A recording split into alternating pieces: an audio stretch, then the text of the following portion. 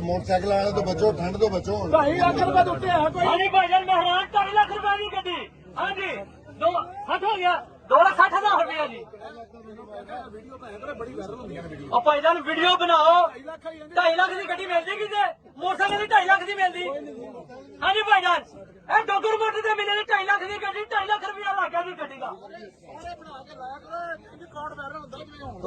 गाड़ी का कैलिबर 2,65,000 रुपया जी। 2,65,000 रुपए तो उत्ते है कोई। 2,65,000 रुपया मेहरान 2,70,000 2,70,000 रुपया। हाँ जी 2,70,000 रुपया जी। 2,70,000 हाँ जी की करना जी कितने देनी जी। भाईजान कितने टाइम पूरा मिले 2,70,000 को नहीं लाओ 2,70,000।